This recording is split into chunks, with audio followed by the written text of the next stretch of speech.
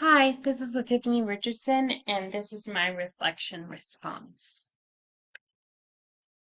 We are going to talk about the cultural and linguistic backgrounds, ways to adapt for English learners, and academic language to support all learners. For the cultural and linguistic background, there are four guidelines that are culturally responsive teaching. The first one is access based. The second one is students are at the center of the learning.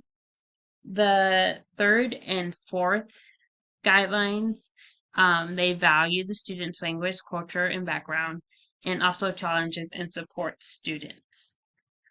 So let's go back to guideline one. So access based is where you learn about your students' culture, their educational experience, family background, the students' interests outside of school, and any plans or goals they may have. To ensure that students are at the center of the learning, we need to follow three teaching. Well, you don't have to follow these three teaching styles. These are more examples of teaching styles that you can use um, to which one fits your teaching style. There's collaborative learning, there's inquiry-based learning, and then there's project-based learning. So for collaborative learning, this is where students work together while also learning their own individual strengths. Inquiry-based encourage students to ask questions and investigate real-world problems. And our last one, project-based, provides opportunity to develop knowledge or skills through engaging projects um, based on challenges or problems they may face in the real world. Guideline three, your lesson should include multicultural materials and resources. Activities should be based on English learners' background and things that they have experienced in. It should also give them opportunity to use bilingual resources or home language if needed. Um, to challenge and support our students, our instructions and materials are appropriately scaffolded. The activities require students to make connection with prior language, and this can also include regular structured small or pair group work. So the ways to adapt, I chose three, but there are probably a lot more that you can choose from. Materials and resources are a big thing.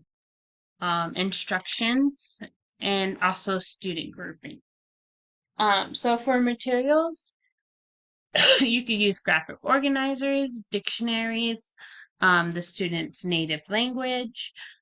You can also use sentence frames, visuals, or word banks or word walls. For instruction, there's going to be a lot of repetition, paraphrasing, and modeling.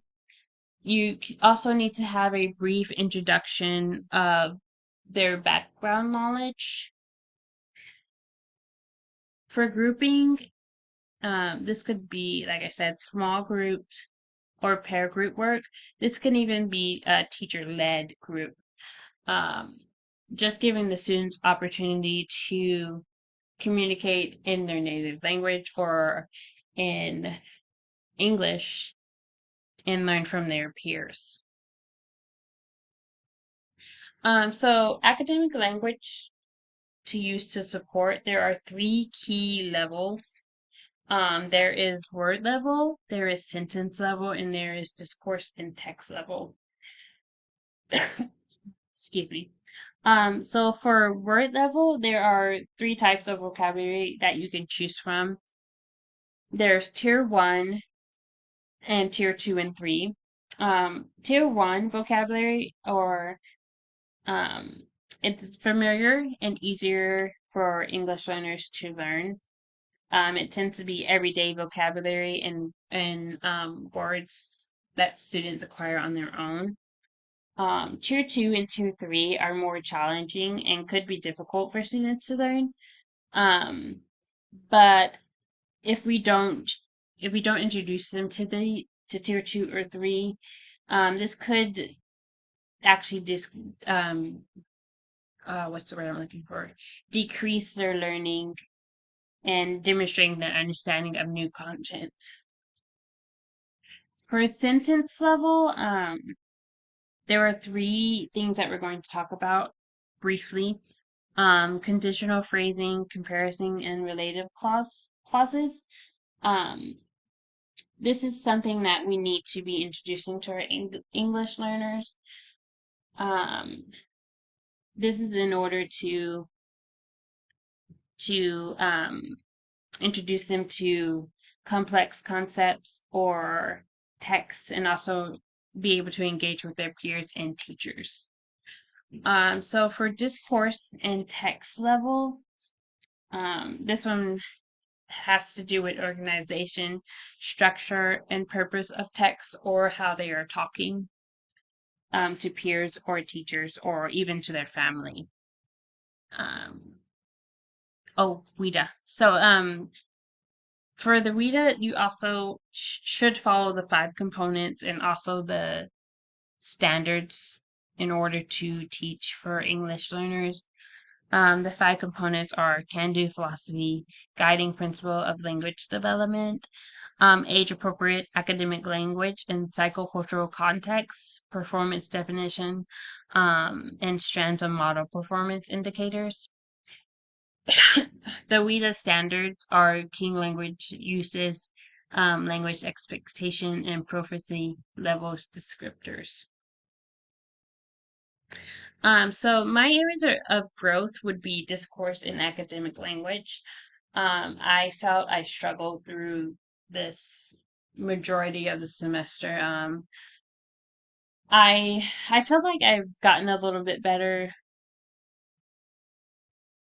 in our last lesson plan. I haven't really looked through all of the comments that were made on my lesson plan, but I feel like I understand it a little bit better, but it's something that I definitely need to work on. Um,